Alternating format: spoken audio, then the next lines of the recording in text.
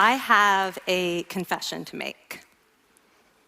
But first, I want you to make a little confession to me. In the past year, I want you to just raise your hand if you've experienced relatively little stress. Anyone? How about a moderate amount of stress? Who's experienced a lot of stress? Yeah, me too. But that is not my confession. My confession is this: I'm a health psychologist, and my mission is to help people be happier and healthier. But I fear that something I've been teaching for the last 10 years is doing more harm than good, and it has to do with stress. For years, I've been telling people stress makes you sick. It increases the risk of everything from the common cold to cardiovascular disease. Basically, I've turned stress into the enemy. But I've changed my mind about stress, and today, I want to change yours.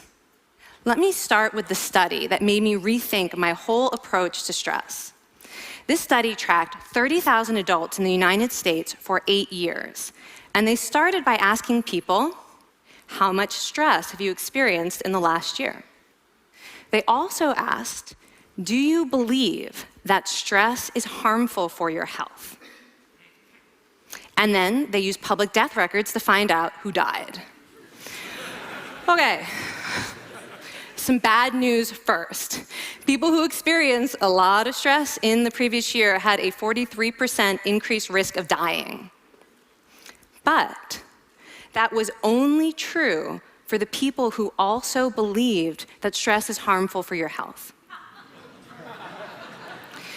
People who experienced a lot of stress but did not view stress as harmful were no more likely to die. In fact, they had the lowest risk of dying of anyone in the study, including people who had relatively little stress. Now, the researchers estimated that over the 8 years they were tracking deaths, 182,000 Americans died prematurely, not from stress, but from the belief that stress is bad for you. That is over 20,000 deaths a year. Now, if that estimate is correct, that would make believing stress is bad for you the 15th largest cause of death in the United States last year, killing more people than skin cancer, HIV, AIDS, and homicide. You can see why this study freaked me out.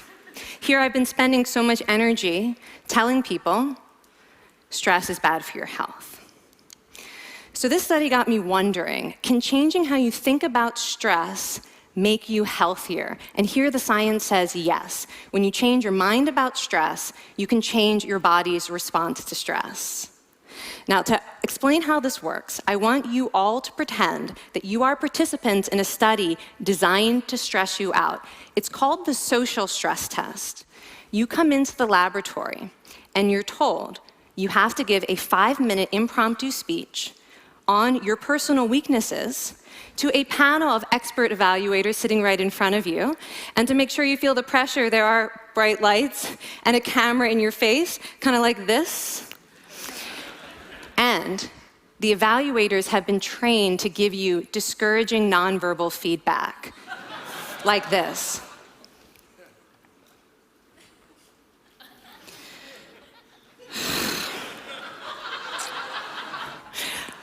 Now that you're sufficiently demoralized, time for part 2, a math test. And unbeknownst to you, the experimenter has been trained to harass you during it. Now, we're gonna all do this together. It's gonna be fun, for me. Okay. I want you all to count backwards from 996 in increments of 7. You're gonna do this out loud as fast as you can, starting with 996. Go. Go faster. Faster, please. You're going too slow. Stop, stop, stop, stop. That guy made a mistake. We're gonna have to start all over again. You're not very good at this, are you? Okay, so you get the idea. Now, if you were actually in this study, you'd probably be a little stressed out. Your heart might be pounding, you might be breathing faster, maybe breaking out into a sweat. And normally we interpret these physical changes as anxiety or signs that we aren't coping very well with the pressure. But what if you viewed them instead as signs that your body was energized, was preparing you to meet this challenge? Now, that is exactly what participants were told in a study conducted at Harvard University. Before they went through the social stress test, they were taught to rethink their stress response as helpful. That pounding heart is preparing you for action.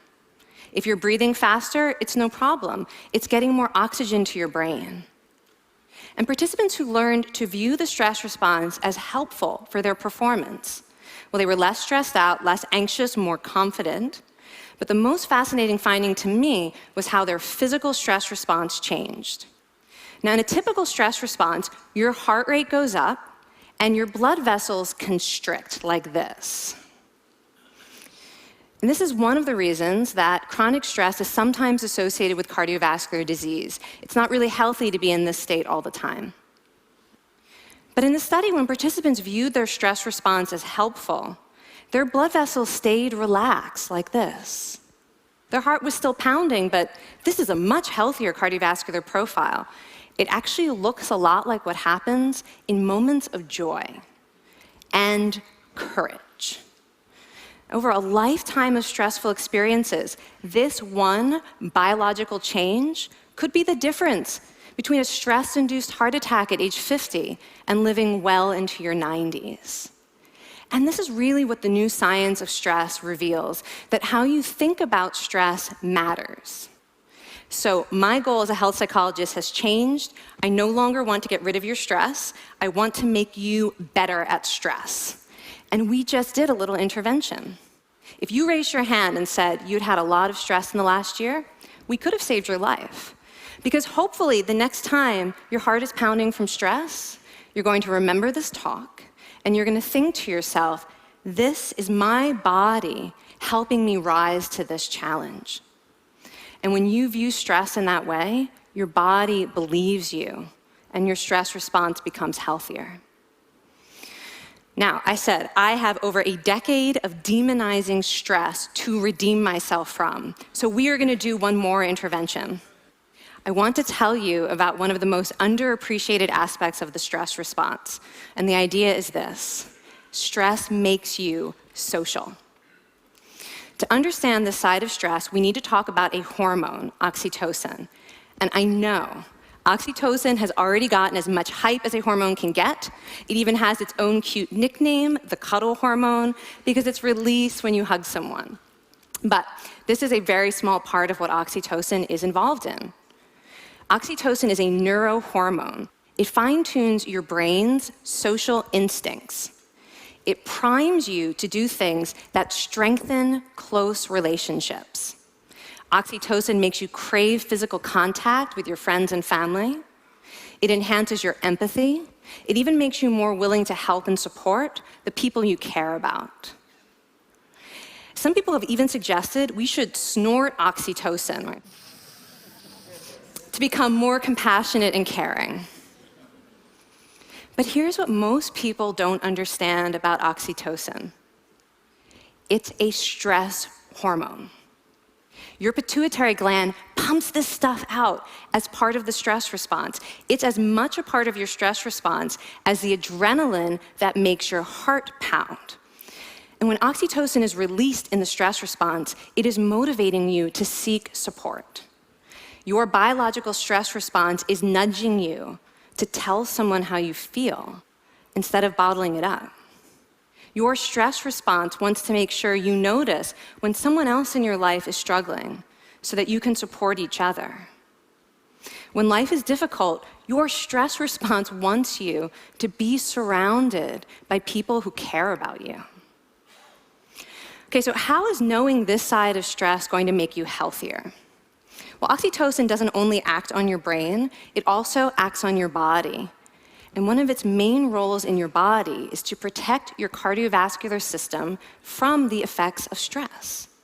It's a natural anti-inflammatory. It also helps your blood vessels stay relaxed during stress.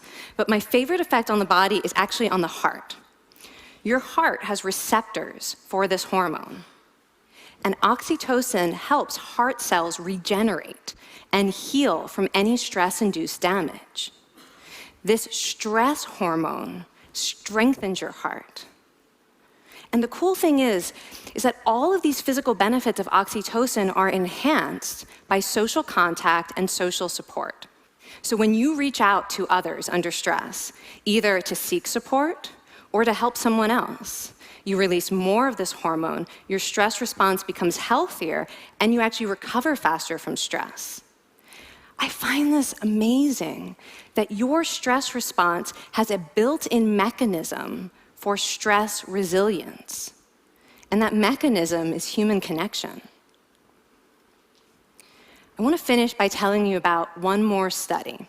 And listen up, because this study could also save a life.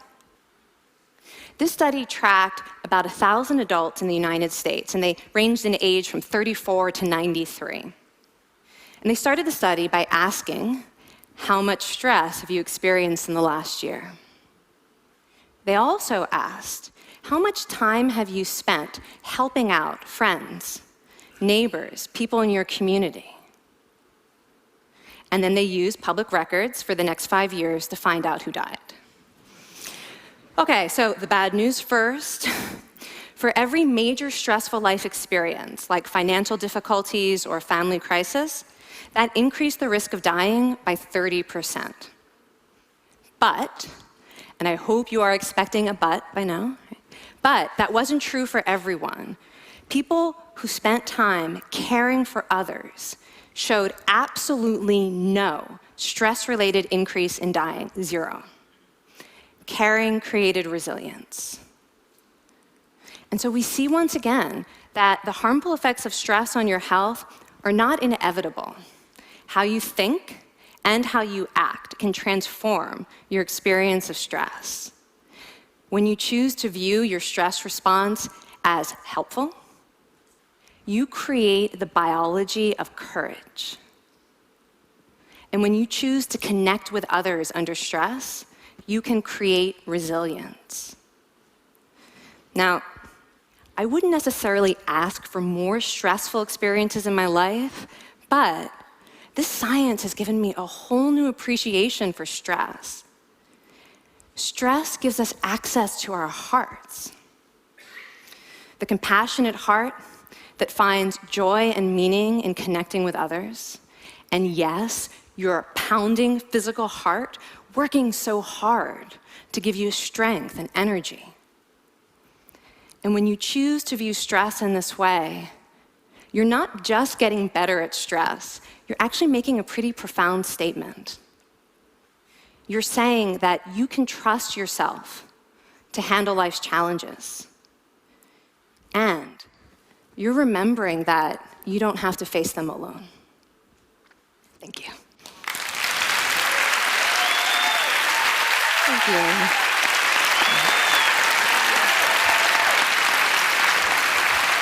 I mean, this is kind of amazing what you're telling us. It seems amazing to me that a belief about stress can make so much difference to someone's life expectancy. How would that extend to advice? Like if someone's making a lifestyle choice between, say, a stressful job and a non-stressful job, does it matter that which way they go, that it's equally wise to go for the stressful job so long as you believe that you can handle it in some sense? Yeah, and one thing we know for certain is that chasing meaning is better for your health than trying to avoid discomfort. And so I would say that's really the best way to make decisions, is go after what it is that creates meaning in your life, and then trust yourself to handle the stress that follows. Thank you so much, Kelly. Thank you. It's really cool.